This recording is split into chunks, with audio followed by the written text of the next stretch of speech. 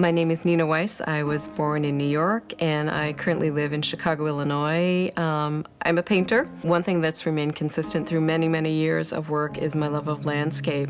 The drawings and paintings have been called really dramatic, really bold, very moody. Actually, I hear that a lot too, and I think that's because what I really react to in the landscape is the feeling. So it's kind of like the landscape has filtered through me. And I'm reacting to color, I'm reacting to form, and I really do get this really excited feeling when I'm out there in the landscape and I see something that I want to draw. So whether I've taken a photo of it and I'm working in the studio or whether I'm just sitting out there in the landscape, hopefully what is being conveyed through the drawings and paintings is that just a really potent reaction to what I'm seeing in the landscape. I go to Italy and teach students landscape workshop every summer. When I'm traveling in the field, I find that if you put any obstacles in the way of doing your drawings, you're not going to do them. So making things very easy, I think, is really important. So I kind of devised this way where I could travel with a small box of colored pencils and a really small sketchbook, sit down for 20 minutes, and do a drawing. I'm using the colored pencil as the end itself, not a means to an end, so that when I'm sketching with the colored pencils is a really great way to capture what I see before me, as opposed to maybe a 60 by 60 oil painting in my studio that takes weeks to do. But I get the same satisfaction out of working with both the colored pencils and the oil paints. So when I work with the colored pencils, it's just pure drawing. You know, it has a really great fine art application in that I'm not, just doing a sketch for something bigger.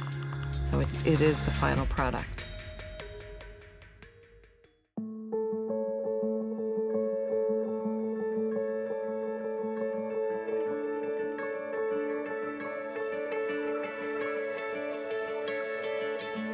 Today I'm going to be working on a colored pencil landscape using this incredible set of Prismacolor colored pencils.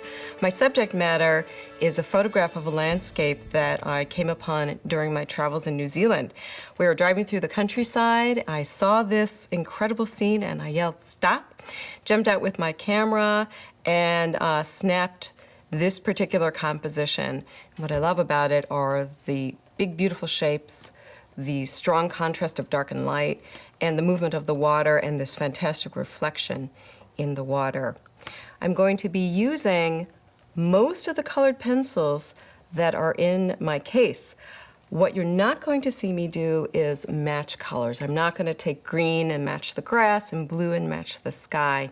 I'm going to be working in layers of color, looking for optical mixture, trying to unite the color throughout the composition. So the layers of color will help all the parts relate to each other. So the very first thing that we're going to do here is draw out the format. And it's pretty much a square, nice, big, strong, solid square. Not worried if the lines aren't straight. We can make corrections later on. And pretty much just jump right in. I'm going to start with the bigger forms. In this photo, the horizon line is not in the middle. You want to watch the middle of your composition. You don't want to divide it directly in half. And I'm also looking at negative spaces in terms of how big is the distance between the two land masses here and where does that land mass come out to. So it's really helpful to start judging the negative spaces. Not trying to get all the details in, not trying to make it perfect, trying to get the flow and the gesture of what I see here in this beautiful composition. And then look at the bigger forms. So next we've got this big, gorgeous tree here. It's just such an amazing form. And kind of map that in.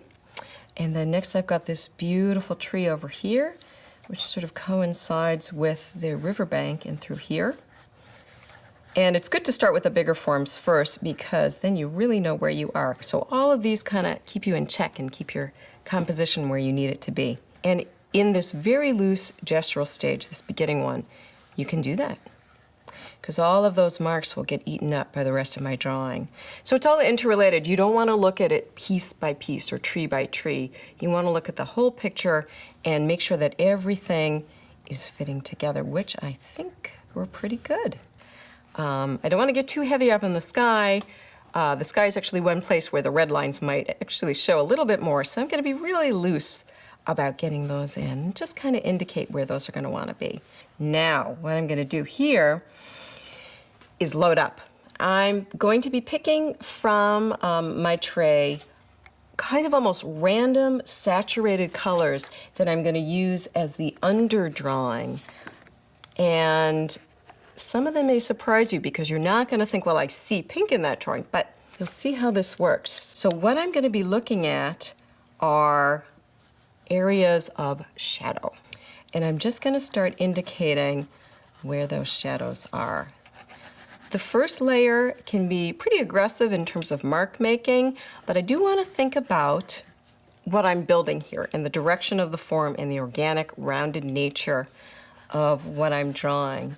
One of my favorite quotes about drawing landscapes is that color in nature is complex. So by going for a lot of different colors, by considering all of these colors in the Prismacolor box, I'm going to kind of go for a color that's more realistic than just trying to get the green and matching the green. Instead, I'm going to be looking at the complexity of the color that I see here and what it takes to build this tree up and make it look more realistic as this tree sits here in the light.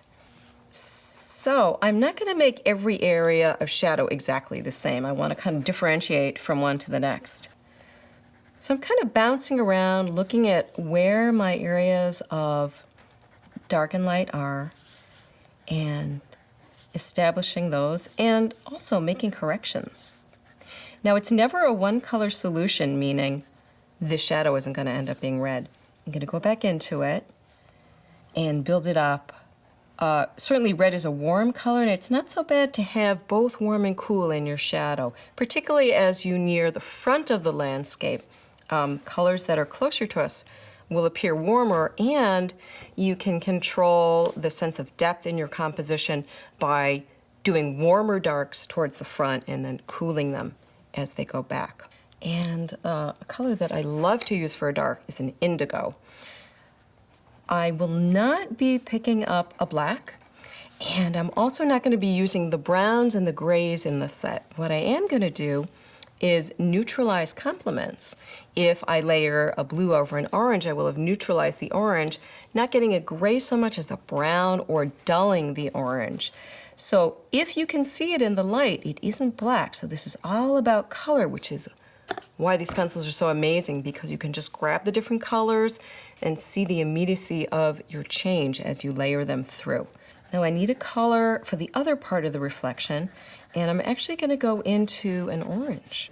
With the colored pencils, I'm not physically mixing a color, so I wouldn't take an orange and then rub white into it. Instead, I would grab a lighter value of that orange.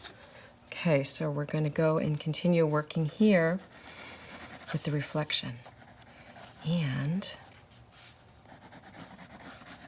now I want to establish the direction of the landmass. And not too much detail in them, although there is some, so I can sort of indicate that. So at any distance, although you know this is covered with green grass, I'm not going to show you vertical marks, because at this distance what you really get the sensation more of is the feel of the land as it moves into the water. So I want to take my stroke going that way as well. And I think that my underdrawing for this is going to continue to be an orange. I'm going to pick a brighter orange because this is closer in. And my mark, my gesture, is in the direction that the landmass is moving. So covering a lot of ground here. Pretty aggressive, very gestural, lots of fun.